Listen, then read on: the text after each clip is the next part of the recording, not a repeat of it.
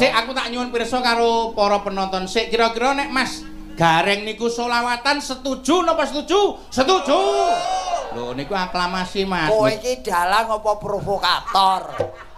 Wong nari kok setuju bater dhewe. Iya jenenge. Piye Gong? Ah aku setuju pokoke nek Mas Petruk solawatan.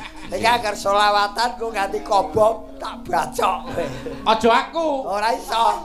Pokoke ora iso kudu. Jenengan gawe kawan dhewe dider-derke dhewe. Ora iso. Niku kula mboten apal kok. Ora iso kok aja njaluk aja apal. Ya bisian. Ning nong ora sak nyemak kaya amatir kowe. Ya menehi ancer-ancer kowe kene iki. Ancer-ancer kaya golek alamat. Peh kene wakilane terus digetaki. Wis ben, wakil kok merintah. Ning ning nong. Ning ayo ning. Padang rembulane tanggal siji. Iya. Jadi tak tunggu. Yen pengen urip lumayan sregep ana anggon kor ibu ya.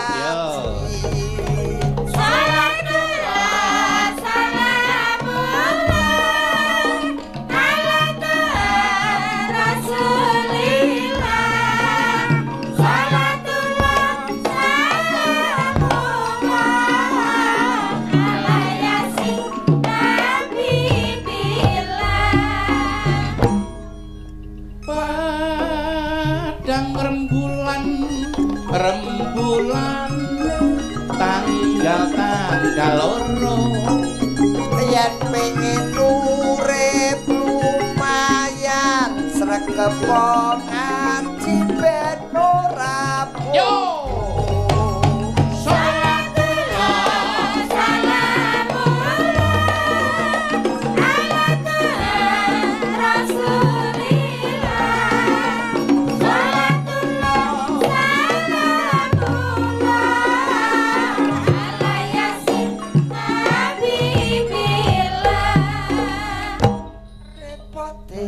dadi petani salate aja nganti lali apa maneh yen wayah tandur salate aja diundur-undur.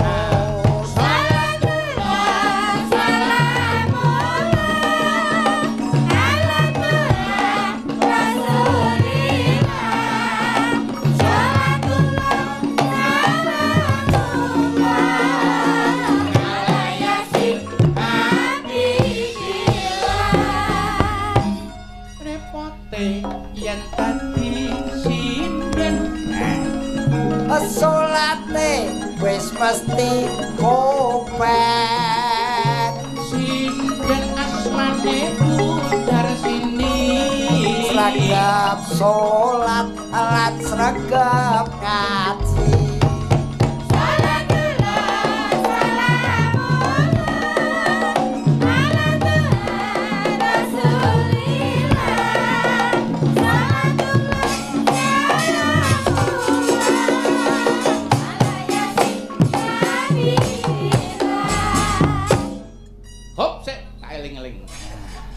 repote yen dadi dalang tansah sregep anggone sembahyang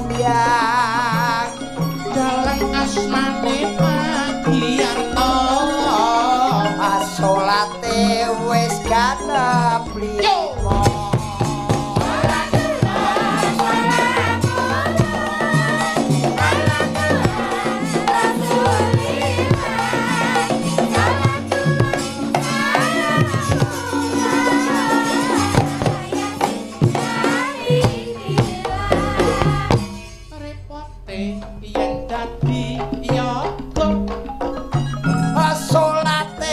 Blas ora ana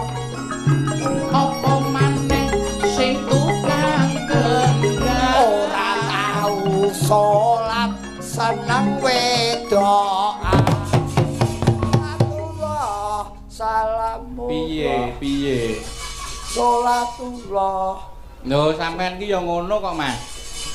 Apa? Tukang kendang ki aja disia-sia, jangan disia-sia. Lah aku ora nyanyi. Lah wong tukang kendang ki kok seneng karo ngrentengi wedokan ki piye wong nyatane iya lho. Kali ini dalangnya pro saya. Ya ora ngono kok. Ya ora, ya wong jenenge wong nyambut gawe iki kala mangsane ya ana lupute, ana keplesete. Nggih. Kowe kudu kowe sing pinter bener ki. Repote dadi yoga pamane kowe. Ah, niki ceritane pun rampung Mas Gareng. Niki yoga niku genep salate wis genep 5 apa maneh sing tukang iki tukunen. Apa? Repote yen dadi yoga. Salate wis genep ping 5. Iya. Apa meneh sing tukang ngendang Geleme salat saben dina bar madang. Lho, ngono kuwi. hubungane apa?